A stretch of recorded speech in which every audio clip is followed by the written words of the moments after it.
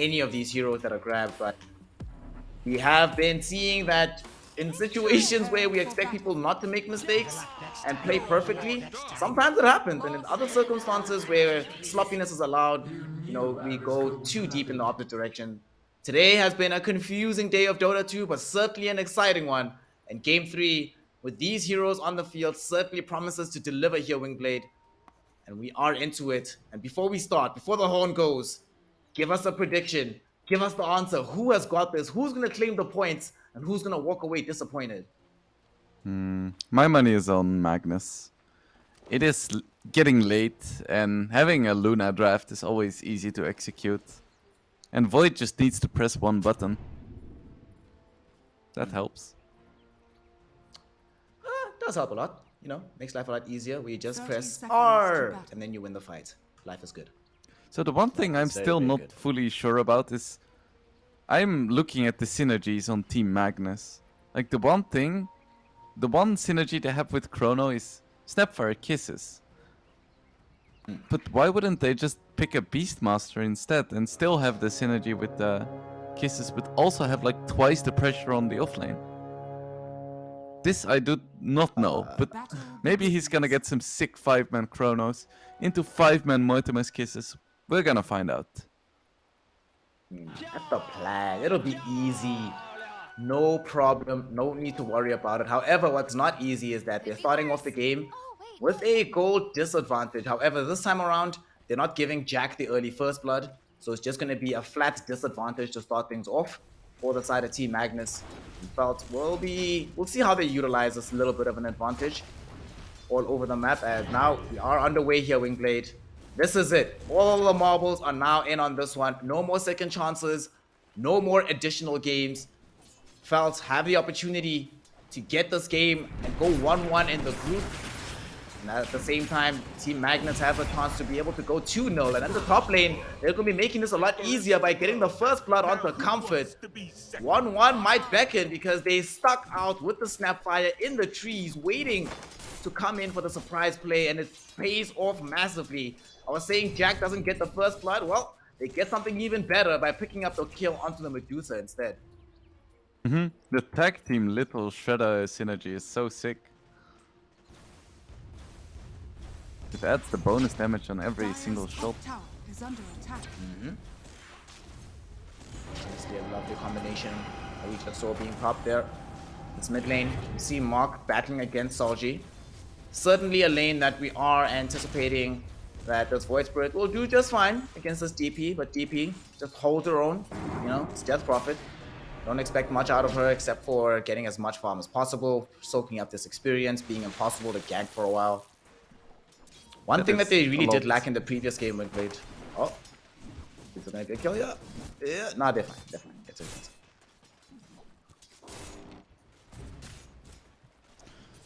Currently Void Spirit having a pretty decent time on mid, but the longer this lane goes on, the harder it's gonna be for him, of course.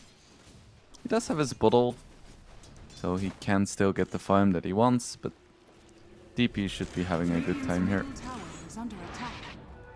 Solji, I'll get a TP out. Nicely done by Mark to be able to secure both water runes. You know, does cost us TP scroll, but whatever. Hashtag worth, especially as the DP just picked up her bottle now. But this will also give a second for Solji to reposition out onto the high ground. Looking at this top lane now, after they got that kill onto this Medusa, we're very happy about going forward, and this Faceless Void is not experiencing too much pressure from Comfort just yet. Trapness with the Tusk, with pressure onto the Medusa, did manage to get away before the Brain Sap could emerge from Steel Boko.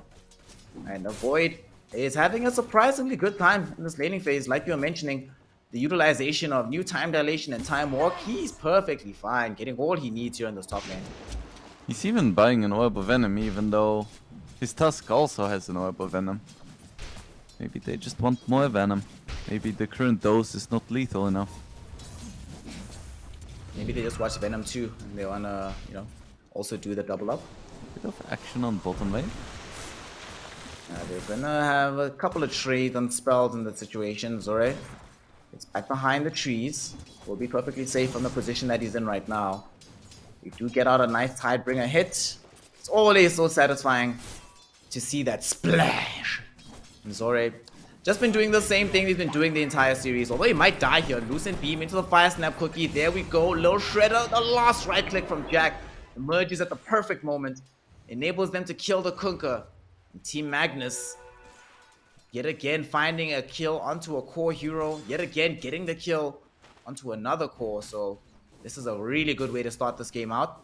Faceless Void getting farm. Luna getting kills and farm. Void Spirit somewhat overperforming in these earlier levels against the DP. Everything seems to be coming out aces at the moment for the side of Team Magnus here, Wingblade. Of course, the DP is leading a little bit in terms of net worth over the Void Spirit, but once again, it's being expected, and they're doing better in the lanes where they're supposed to be doing a little bit worse.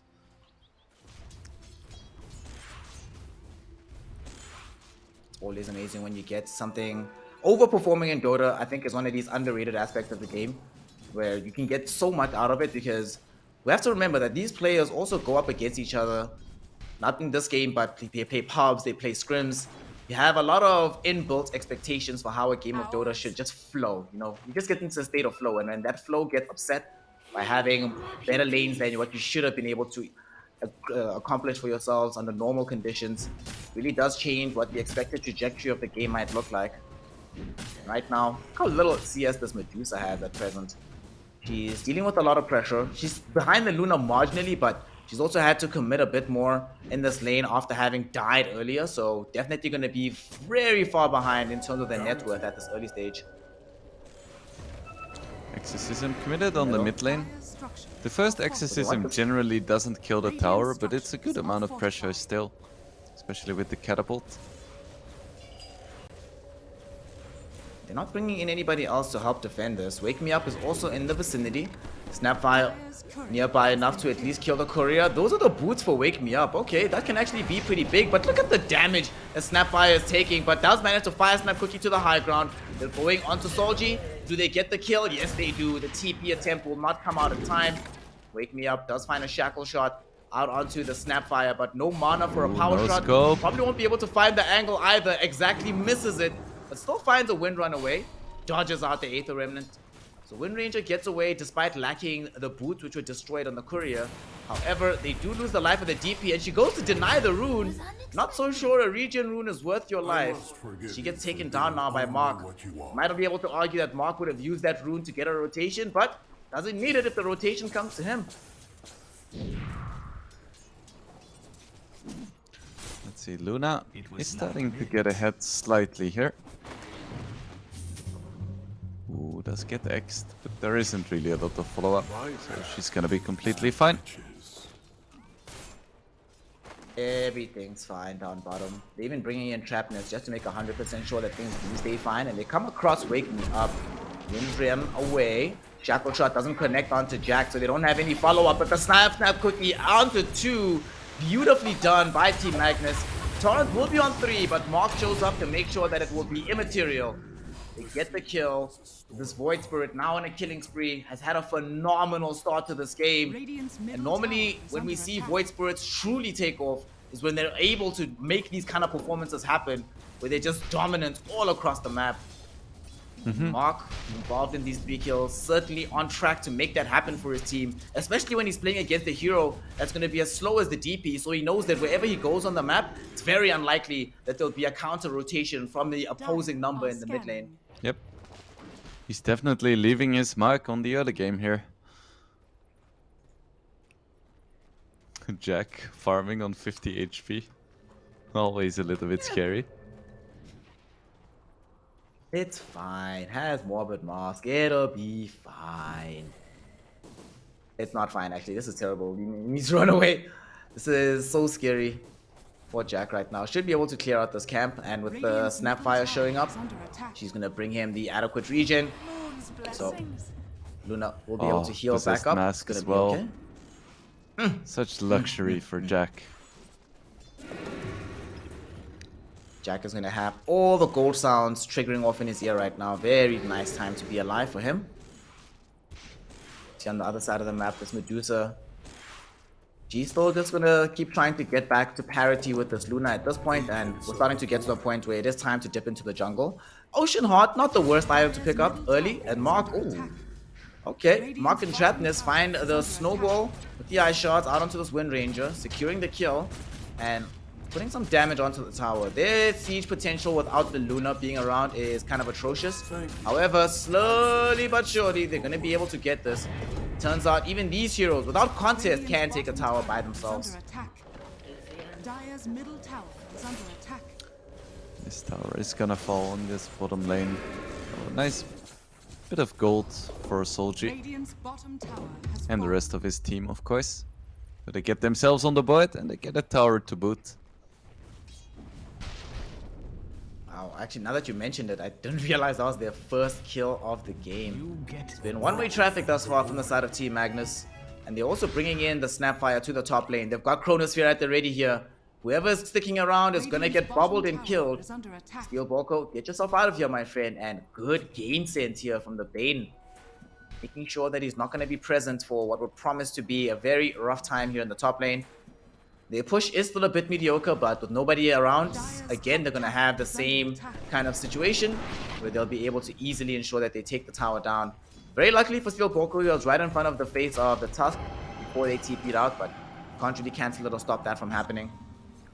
Now I guess the game becomes about where next do we see Exorcism being used for Solji, and where next do we see Mark deciding to go to help out his team on the Void Spirit.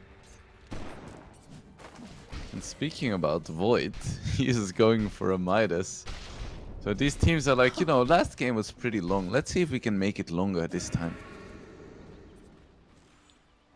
Yeah, why not? Why not?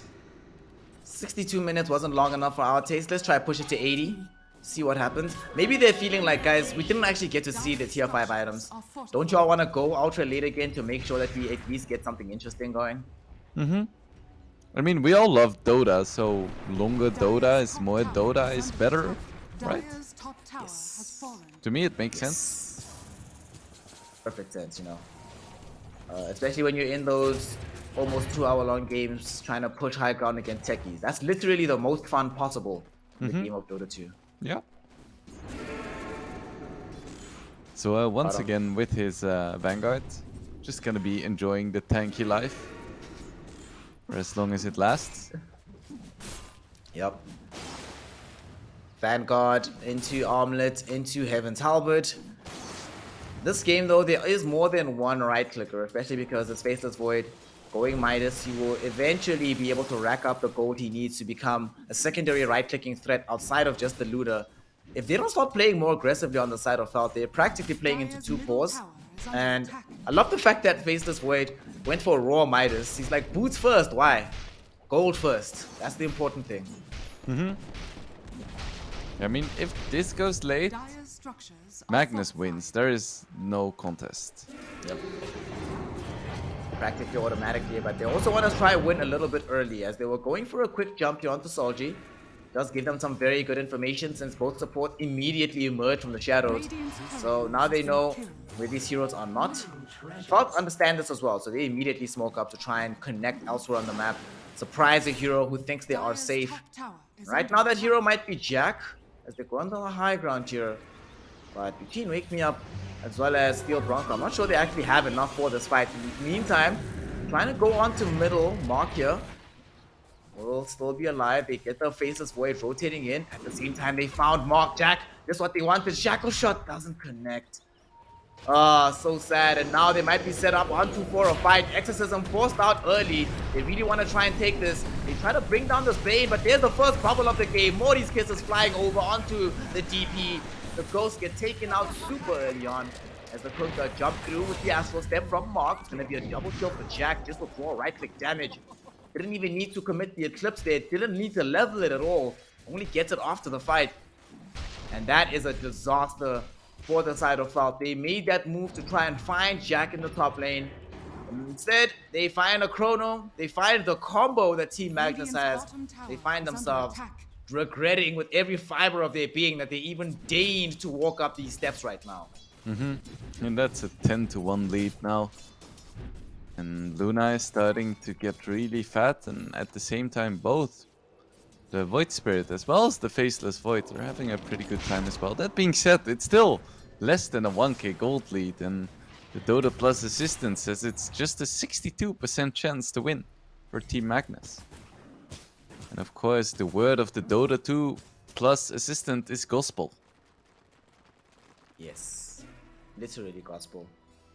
Infallible, unyielding, will never change. Exactly what's gonna happen. The question I have though, after that fight, and despite how successful it was, is we see Mark really still has been struggling to get up in the net worth. After we pick up this Kaya, is this Sanjin Kaya? Is this Bloodstone? Or is it just a value Kaya for now? We'll talk about it in a second as they're going on to steal Borko. Quick kill onto the Bane whilst we have a boat that crashes onto the Snapfire. But she's not dead yet. Kept alive by her team. Oh my goodness, the frustration for Falk must truly be building. They still only got the one kill for themselves, and so many times these heroes come so close to death here, Wingblade, but they just fail to tick them over. And in fact, they just smoke up again. Immediately back in on the aggression. You know why? Faceless Void, okay, doesn't have Chrono just yet. But he does have at least a way to know where the Medusa is, a way to jump in and slow her down and potentially start off the train that leads to her death.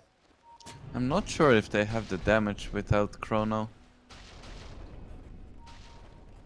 Maybe with Mark's disables, but it's probably safer to wait for Chrono. It is still ridiculous to me that Snapfire has a strength gain of 3.5. You have a hero with insane damage, armor reduction, a stun. That's also just naturally insanely tanky. Yeah. Very, very, very tanky. Quite difficult to kill, so...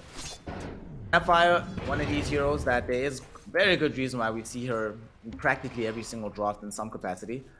Not just in practically every single draft. I literally don't remember a series of Dota that I've watched, a full best of 3, where there wasn't a ban or pick on Snapfire in some regard. And the Snap is under attack. getting stretched to the limits right now because Felt they're just happy to play as a unit around each other down in this bottom lane, whilst Team Magnus, they're splitting things up quite, I wouldn't say efficiently, but very, very far apart on the map. Oh, Chrono might come out, but the silence hits first onto the Faceless Void. He gets saved though, both by the Fire Snap Cookie and by the Snowball, but it's not going to be enough. He dies eventually, loses his life, but Mark comes in looking for a kill onto Soldier. Won't be able to find it. Zore with the boat helping to crash through the torrent, making the space that they need. They're going to be able to win out this fight. They do eventually kill Soldier on the far side of things, as Zore dragging back Mark, hoping to try and find a kill onto this Void Spirit. He's able to escape onto the high ground. Alright, Faceless Void, a little bit too far forward. They were hoping to get the bubble out with the Morty's Kisses combo to stop the push onto this tier 2 tower. Unfortunately, the initiation from Felt a little bit too fast. The silence from DP a little bit too strong. They end up getting the kill. Although, Team Magnus do defend the tower, which is why they came in the first place. So, I guess, okay, not great, but okay. Yeah, that was the Luna BKB reveal as well, so Team Felt is probably gonna be quite happy about that. So Void has his Mask of Madness now. Could be building a BKB next. He desperately needs it. Zore might need BKB as well. Let's see if his tank ability still lives up to its previous building. Oh no, Chrono catches 2. Morty's Kisses haven't been used just yet. They don't think they'll need them. Zore does die. They toss up Steel Barco into the air. He's gonna get cracked down onto with the Fire Snap Cookie. Should be able to get this kill. And the Tusk rolling on to wake me up on the high ground, but doesn't want to try and commit the shots. Afraid he might not find the catch, so they'll just allow the Wind Ranger to escape. Nonetheless, good small skirmish here for the side of Team Magnus, and they're just happy to have committed Chrono and gotten something very, very valuable. They also forced out the Stone Gaze, whilst Wind Ranger got taken out solo by Mark here in this mid lane. Pretty nice kill going the way of Mike. He's gonna be building BOTs next.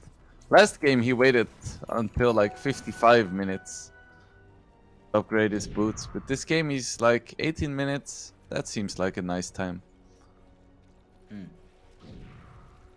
He was walking around with a Hex, a Yules, an E-Blade, and brown boots. Yeah, why not? What's the issue? What's the problem? At that point, I feel like just buying Tranquils is worth it, because it's so cheap. Lol. Just to have some kind of brown boots upgrade. Mark was happy to walk around in game 2 with his lucky shoes on, but this time around we'll equip the appropriate drip. We'll have that map mobility. And they're gonna try and find a fight right now while they still have this. There is a scout out onto Luna. Steel Boko is actually surrounding Jack. Oh no. That's Luna. Luna? Okay. If she shows in the lane, oh god, they know where she is. At the same time though, we see Solji coming across the Snapfire, so they also know where this Death Prophet is at. They get the grip out onto this Luna. Do they have enough to get this kill? No, they don't. They jump back in immediately with the Aether Remnant to create space, and Jack also pops BKB Eclipse. They're going onto Solji. Exorcism or no, this DP will get taken down. No more options for her. Radiant's And that's bottom also tower the is full under spirit's attack. not going to be available for another 130 seconds. So even when she respawns, it's a long time that they're going to be ineffective on the map for the side of Team Felt.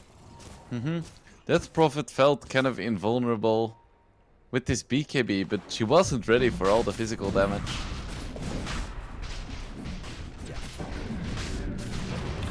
Not at all. Luna just hit too hard right now, and the physical damage is now being leveraged against the Roshan.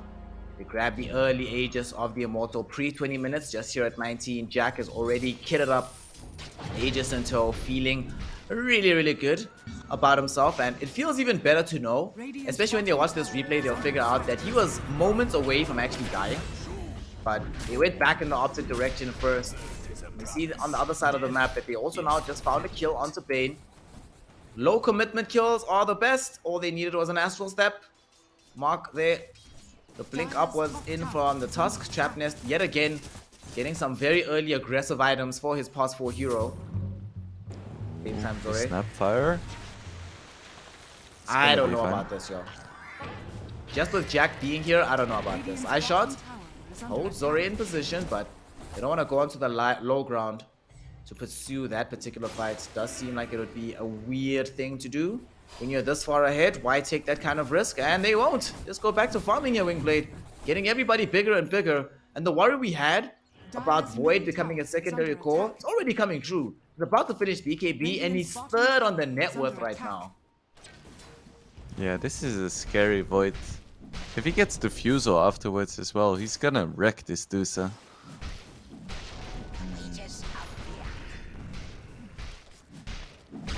Building towards the side of Skadi as soon as possible. Already has the Manta style available for herself. Structures are fortified. Skadi will certainly make life easier, but this Faceless Void will still create a lot of problems for her once he gets the Fusel Blade. In fact, just the Void Spirit in general can make life so hard. We already saw the kite job that can be done by heroes like the Void Spirit, and if Comfort is not really positioned correctly or finds himself caught out, then suddenly you're either getting dragged into a negative fight or you're just unable to dish out the damage you really want to. A bit easier on the Dusa though than the Troll matchup. It's not going to be as rough for him. Still has to be careful and still will always be susceptible to getting jumped on with this bubble from the Faceless Void. Especially now that he has the BKB Wingblade, so time to smoke, I think. You don't want to be wasting this Aegis. Mark is not waiting for any items. Luna, you know, you might want to wait for the Skadi, but is it close enough? How far away is it? Nah, it's a bit too far, it feels like. I don't know. We'll see what they decide to do, but they're congregating around each other right now. With the exception of Mark on his Void Spirit, everybody is around this Roshan pit, so they might decide to make a move. But they're also comfortable farming because, like you mentioned, if they go Ultra into the late game, there's practically no way that they lose this matchup. Void has a butterfly queued up. He is really preparing for a late game. He's like, I'm not gonna buy any small items, I'm just gonna go straight into the big 6k gold items. Magnus, look at this damage from Jack. Mask of Madness, direct damage onto the tier 2 tower. They take it, it's already gone, and oh no. A jump in onto Zore, but the Faceless Void will not commit the bubble just yet. Thinking about it still, and with Snapfire being nearby, we have the option for the Morty's Kisses. But also, you know, sort of like playing with a Tidehunter. Sometimes it's not just about the Chrono, but the threat of the Chrono. Always continually forcing them back, having them play in positions on the map that they might not want to occupy, but they're forced to occupy, lest they run headlong into a big team fight spell that they have no counterplay for. And it's kind of funny, right? That 3 games in a row, but never really felt like they would all, never felt like they had the full team fight advantage in any of the games that they've come into. It's always been this one big spell from Team Magnus that allows them to get the advanced initiation. So let's see, Team Magnus. Are they gonna commit for any pushes, or do they just... Radiant structures are Looks like they're gonna take this tier 2 at least. I doubt they're gonna wanna go high ground with just 45 seconds left on the Aegis. Radiant's bottom tower is under attack. Kind of no point doing that. And I mean, it is the first Aegis of the game, right? It's not necessary to utilize it in that way. And we see now Zore try to use the tidal wave with the Aghanim shot. They do jump back onto him. They don't want to commit the chrono. A little bit of miscommunication coming in from Team Magnus. Radiant's bottom tower As has the fallen. Faceless Void leapt in, was about to pop the bubble. As the Morty's kisses were raining in, they decide against it. They're gonna come bottom. Just look for Steel Boko. Fiend's The Grip Bane used. absolutely cannot escape here. Fiend's Grip not gonna be effective. Sorry, bro. And that's 2 minutes now. That's also not available on the field. That was one of the shortest Fiend scripts I've seen in a while. Oh, lol. Medusa Practically is no farming up time. really well too, though. We cannot underestimate the impact that a farmed Medusa can have. So in a straight up 1v1, Medusa will easily handle a Luna. It's not a straight up 1v1, is it though, Wingblade? He's playing an unfair 2v1 matchup because no matter the fact that they started him in the off lane, this Faceless Void is undoubtedly playing the safe lane. Playing just straight up carry Faceless Void here, so he wants to go for this SNY as well, changing his mind from the butterfly from earlier, deciding instead to get the earlier fighting tool for himself. So Felt will not have that comfort of being able to wait for a long time before Comfort is fully ready to fight. They'll have to fight sooner rather than later, whether they like it or not. And under those conditions, sure, killing Luna is one thing, but killing Luna and Faceless Void becomes an entirely different kettle of fish.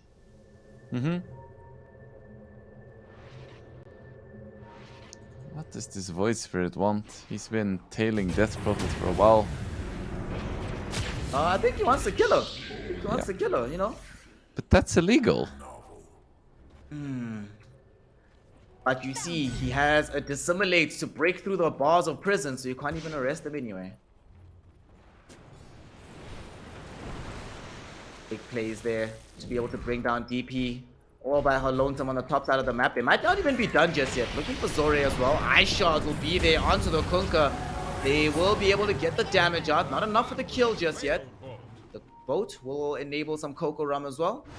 Mark does have Yule Scepter, Aether Remnant in a moment, will commit it. They have this damage with Morty's Kisses flying in and a Walrus Punch Blink, which allows them to also take out Steel Boko.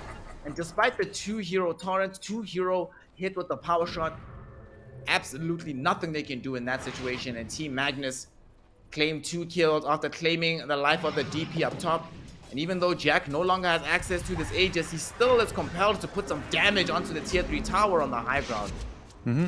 Needs to be a little bit careful. But look at the score, it's 3-22.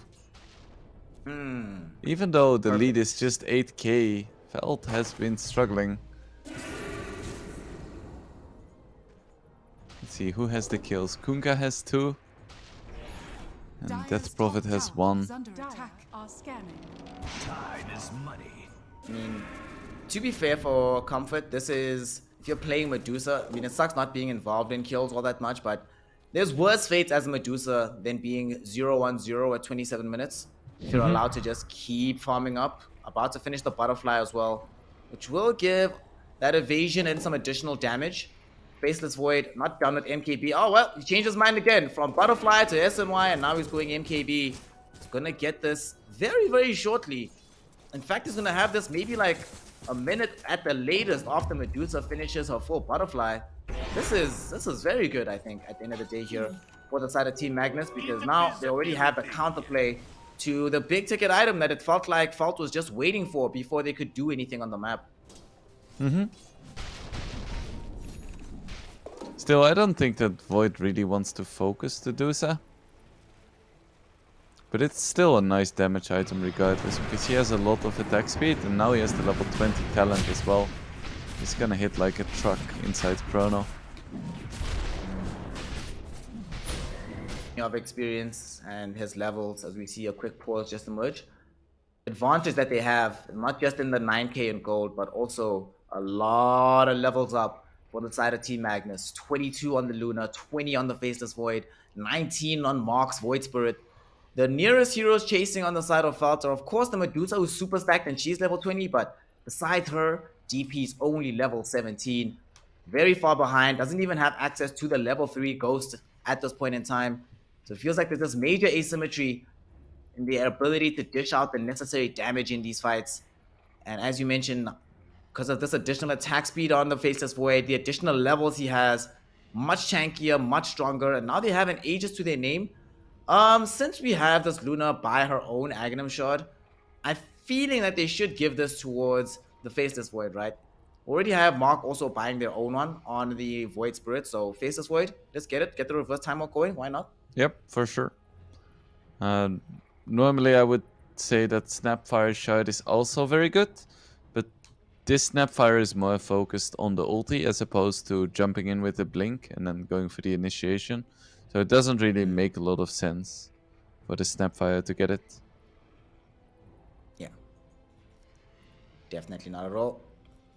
As soon as the Sun Pause does come through, we will see them grab it. Faceless Void, really looking like a massive threat right now. And one thing that's kind of scary is that Jack is leading into the Satanic soon, has an Eye of Skadi of their own, have access to the Chrysalis as well. But they're just making space for this Aegis. There we go. Give me Aegis, baby. And they also, oh no! Comfort gets found out here on the high ground. Morty's Kisses will follow directly from the jump that Mark made. They try to go for a Nightmare Save, it's not going to be enough. Here comes the Faceless Void. Chrono catches on the two, but they do manage to take out this Luna, and they got the Fiend Grip out onto the Faceless Void. They're dead. Jack will try and trigger off the BKB to try and survive this. Will they be able to get the Luna out? Yes, they do. Nobody else will be that lucky though, and Tusk tossed up into the air. They'll find a quick kill there for Comfort. And it looked like they'd found the jump. It looked like they'd found the play onto the Fault lineup. But instead, they just find death and destruction. And in one fight, Felt will double their kill lead, or their kill score overall, take away the Aegis. Now they're looking for a tier 2 tower as well. And the damage from Medusa, she was allowed to unload onto everybody. The Chrono didn't connect onto her wing blade, so she was fully free in that fight. I am quite impressed that Void managed to miss both of the targets that are important to Chrono in the team fight. So no Bane, no Medusa. Like, you don't care about the Kunkka, the Wind Ranger, or the Death Prophet being in Chrono because you can just press BKB, right? But the other two, they have ways of getting through BKB and either disabling you or just straight up killing you. And he was like, nah, I'm just gonna Chrono the rest of the team. We'll see how this goes. Spoiler alert, it did not go well. It did not go well. I still think they're in a good spot. They just need to get their target priority straight. Yep. People kind of surprised themselves by how lucky it seemed to come directly across a Medusa.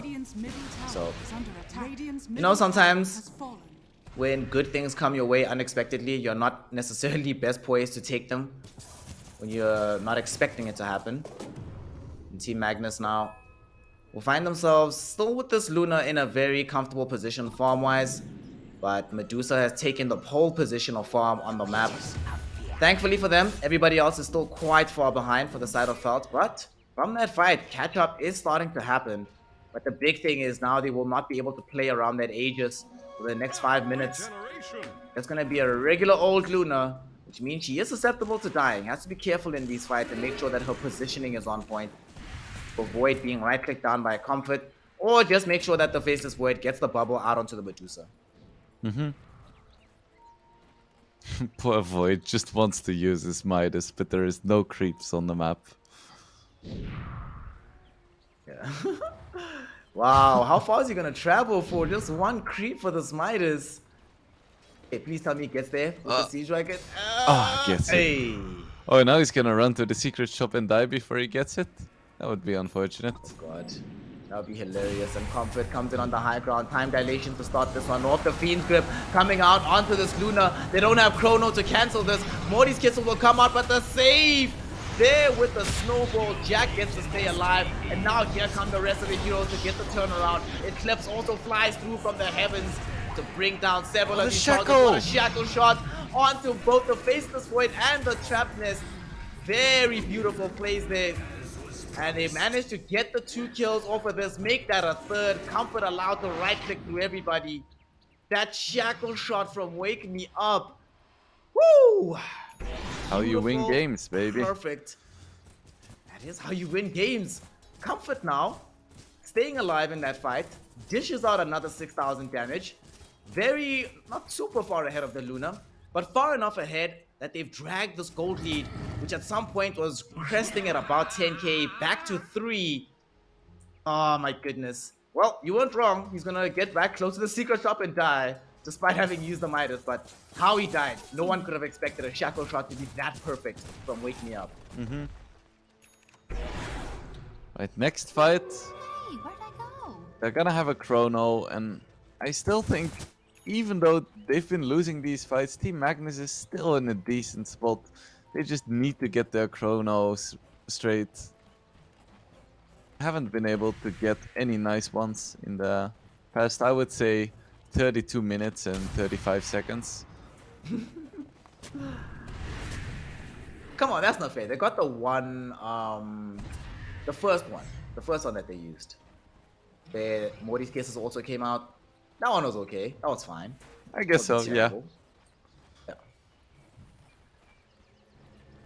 But nonetheless, it is a bit of a problem when you pick the particular combo and you're not able to reliably land that combo. We're going to see them make another attempt. Mark on his Void Spirit, leading the charge now as they go in for a smoke movement here.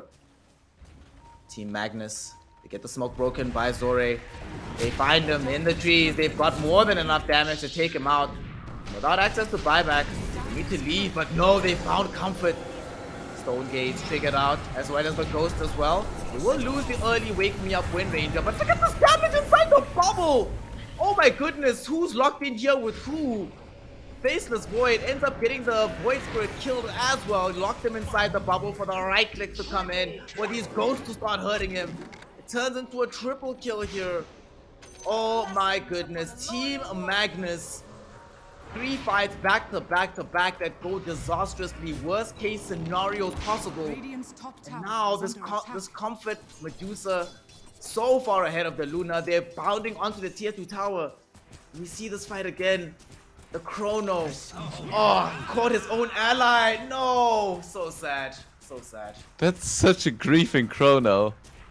Radiant's top tower He is just under stuns his teammate while the Medusa just kills his entire team. And then he got the DP in the Chrono as well, but DP doesn't care about being stunned as long as the ghosts can deal damage. Radiant structures are fortified. Now make it's matters getting to a worse. point where Medusa may just be too big to be killed in a Chrono. She hit 25 as well. Now she's slowly gonna work up to getting all of the talents. Let's see if they can bring this down. They actually might want to turn onto Jack. They don't have the full complement of a lineup here. This is a very greedy jump from Team Magnus. Gale Force from the Wind Ranger gonna push them all back, and there's the Fiend's Grip. Gonna be onto Jack. There's no salvation here. They are able to kill him. Luna down for the count. Snapfire follows her into the grave as the Tusk on the high ground trying to get away from this fight. They buy back on Snapfire. Trapness, one more right click will kill. It's going to be a Quick Storm that does the job as Faceless Void also taken out by the right clicks of Comfort with the Death Prophet helping out. Trapness dead without buyback. Faceless Void dead without buyback. Comfort on the high ground with all the gold and money and farm and experience and items in the world. And this Medusa might just be doing it. Oh my goodness. Why did they go for that fight, Moonblade? Why didn't they just sack the tier 2? I am not sure, but what's done is done. It's gonna be 50 seconds without the Void. He doesn't have buyback. He is gonna have Chrono when he comes back. At that point, they may have already lost at least one set of racks. They could potentially even go for 2. See, do they want to? Radiant's middle tower Death is Prophet under is attack. bottom. They do want to. They do want to.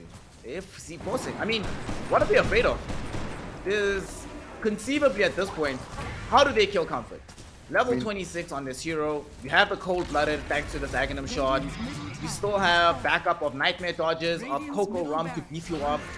You still have this DP ready, willing, and able to jump in, not just with the Shivas to make sure that enemies are focusing her, not you, but the Solar Crest as well to apply onto this Medusa, make her even stronger. She's also sitting here with the Pally Sword. So much regen, so much lifesteal. And Team Magnus, 5 minutes ago, okay, maybe a bit more, but not long ago, they were winning this game handedly. And now, they've been double racks, the game might end, there's gonna be a chrono, comes out onto 2, it's the DP and the Medusa, and they kill the DP first and foremost, Ghosts are down on her, and now they want Comfort. Do they find the kill? No, they don't, this Medusa's just way too damn strong. You mentioned it, that even inside the bubble, she no longer can die. Comfort will demonstrate it, and that is gonna be the game. Steel Boko with a little bit of the BM to close this one out as they get the mega creeps. Felt with this Medusa, their faith rewarded, and Comfort 3 games in a row shows his team that they can put their faith in him. They couldn't close it out in game 2, but they're here right now, Wingblade, prepared to close it out in game 3. Kunka gets jumped on right now. Nightmare dodge to save him. Medusa's back, so they won't be able to kill. A tidal wave actually drags the Faceless Boy towards the Medusa. Down for the count without buyback, followed in by the Tusk. That's it. There has to be no other options. Mark will make one last play, but he knows there's no way to do this. It is done. It is over. GG, well played is called. Team Magnus give up the ghost, and Felt get themselves the game 3 victory, put themselves with their first win of the